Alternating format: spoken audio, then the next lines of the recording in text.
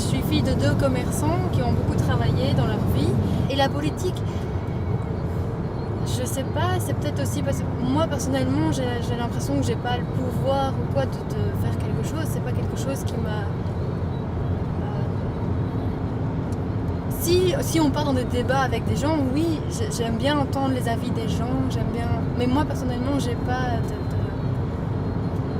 je m'y connais pas assez, donc je vais pas inventer un avis parce que vous me posez la question, quel est ton avis à propos de ça.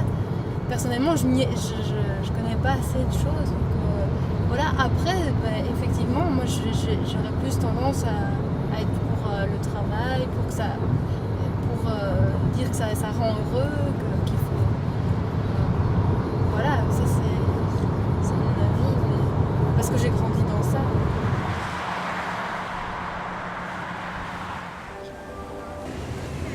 Attends 2 secondes, tu veux que je pose ici. Est-ce que tu as voté pour les élections européennes? Oui, quand on voit les résultats des élections, quand on voit l'abstention, on peut commencer à se poser des questions sur le succès ou pas de la démocratie représentative.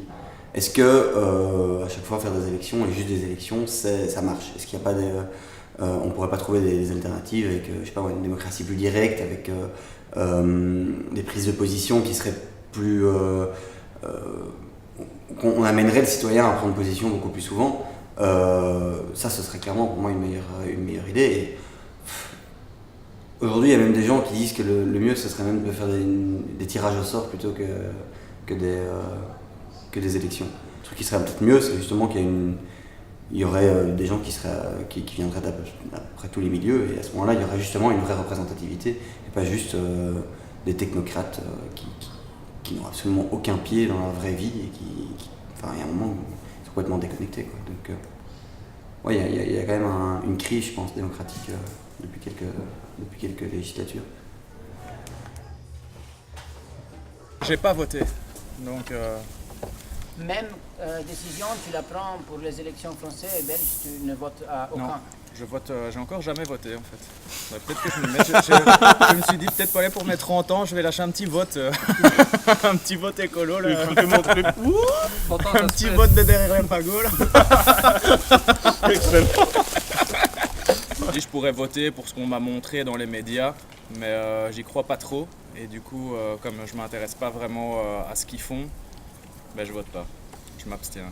J'ai pas le courage d'aller lire tout ce que font chaque parti, et du coup, ben je vote pas quoi. Moi en tout cas, au niveau politique, je vois très peu de changements au fur et à mesure des années. Donc soit les mêmes partis passent, soit peu importe le parti, il y a très peu de changements.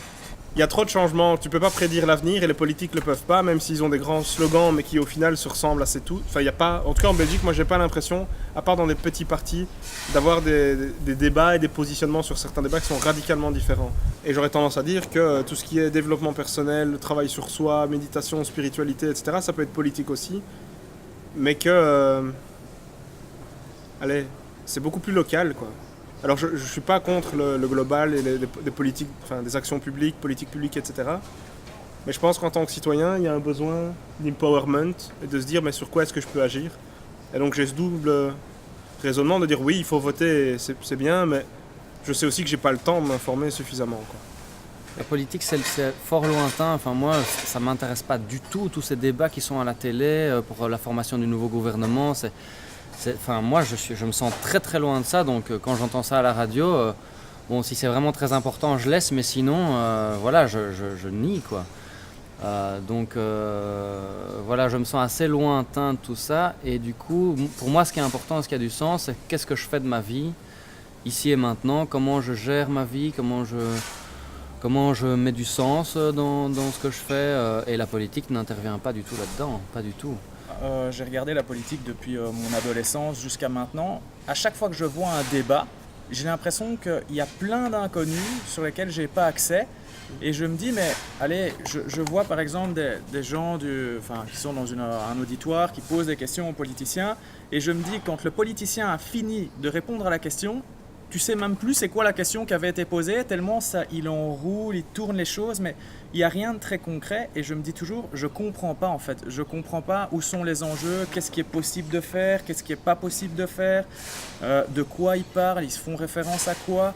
Et je me dis, c'est très compliqué. Moi, j'aimerais bien avoir un politicien qui explique, voilà, concrètement, qu'est-ce qu'il est possible de faire, vers où on peut aller, qu'est-ce que les autres proposent, qu'on puisse bien comprendre tout. Et je me dis, là, dans ces cas-là, je pense que je pourrais m'orienter plus facilement, où là, j'ai l'impression que c'est à la fois des belles paroles, à la fois une sorte de domination dans les débats, où on peut ressentir qui va être le gagnant de la façon dont il parle, de la façon dont il se tient, de la façon dont il réagit. Mais concrètement, je ne vois pas très bien qu'est-ce qui se passe.